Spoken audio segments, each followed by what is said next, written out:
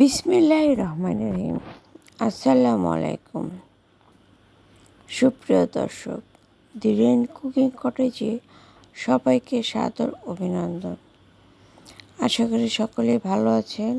আলহামদুলিল্লাহ, আমিও ভালো আছি। আর ভালো থাকার একটি সুন্দর ও সহজ উপায় নিয়ে আমার আজকের এই ভিডিও। আজকের এই ভিডিওটি করা হয়েছে মূলত ডায়াবেটিস পেশেন্টদের জন্য। আমি 7টা রেসিপি করে দেখাবো, আর যার প্রথম রেসিপিটি হচ্ছে এটা। আরও 6টা দেখাবো আস্তে আস্তে।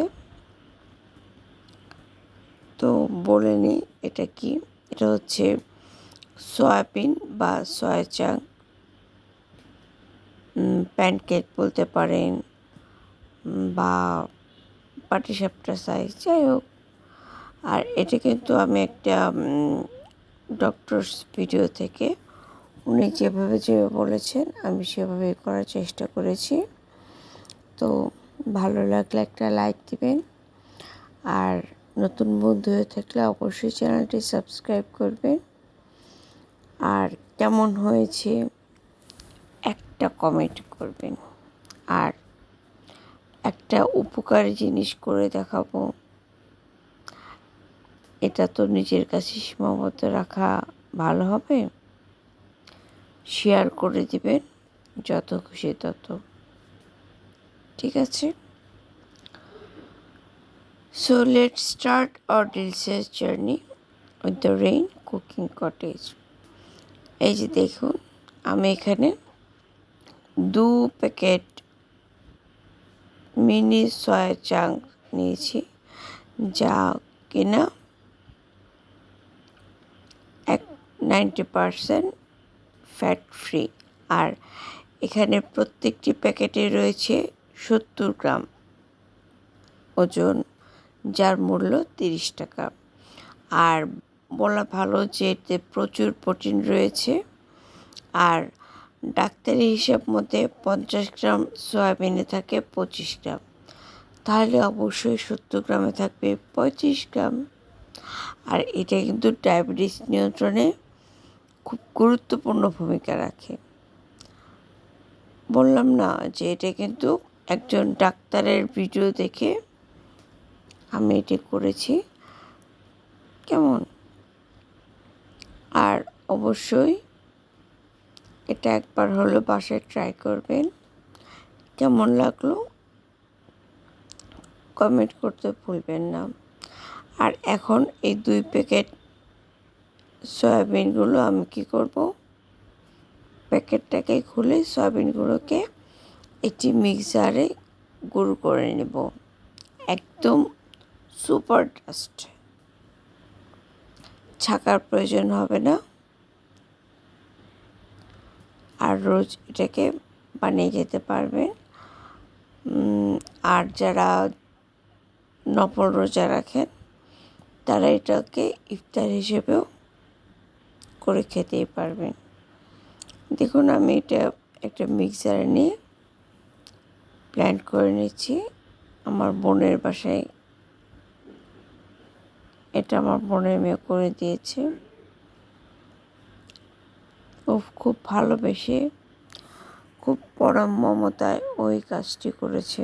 দোয়া করবেন ওর জন্য। আর এখানে নিয়েছি আমি 2 প্যাকেট সয়াবিন নিয়েছি, তার দ্বিগুণ নিয়েছি আটা, 2টো ডিম, আর আদা বাটা নিয়েছি। আর যতটুকু পরিমাণ সয়া চাংক গুঁড়ো, তার দ্বিগুণ পরিমাণ আটা, মনে রাখবেন।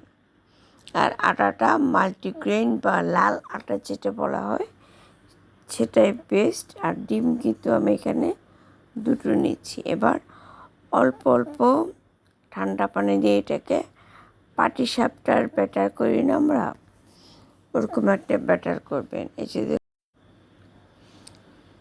ঠিক এইরকম একটা ব্যাটার করবেন।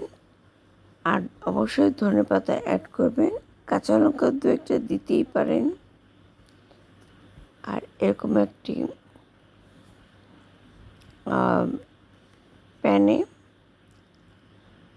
পাটিসাপটার মতো এরকম একটা সাইজ হবে, দিয়ে আস্তে আস্তে আর লো টু মিডিয়াম আছে, একদম কম তেলে, ঠিক আছে? এরকম মানে বললাম না যে একদম পাটিসাপটার মতো হবে জিনিসটা।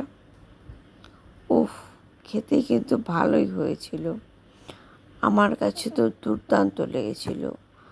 এটা আপনারা সকালের ব্রেকফাস্ট বা বাচ্চাদের স্কুলেও দিতে পারেন, কারণ ওই রোজ রোজ ইরানি বিরিয়ানি না দিয়ে মাঝে মাঝে এরকম একটু ইউনিক ইনোভেটিভ যদি এই নাস্তা দেন, খারাপ কি?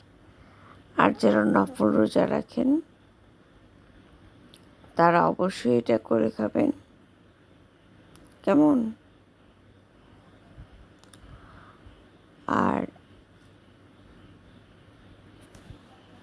স্পেশালি এটা ডায়াবেটিস পেশেন্টদের জন্য।